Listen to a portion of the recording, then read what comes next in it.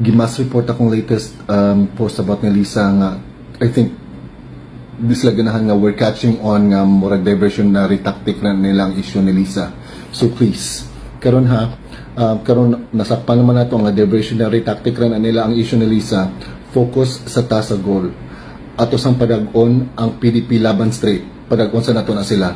Then anyone who's kuan ka nang nag-support ni BBM, ayaw na ninyo butare. Ayaw na ninyo butare. We all know what's going on in the administration and it's mind-blowing nga nung suporta na sila ni BBM. So no more to Garcias, no more to Mayor Gaika, no more to those local government na nag-support ni BBM. Okay?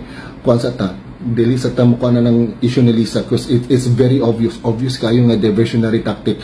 Liban ka, mag-leave sila mga tiny hints sa ilang post nga kanang makakuan ka ba, uy, klaro na edited, klaro magiging siyang edited.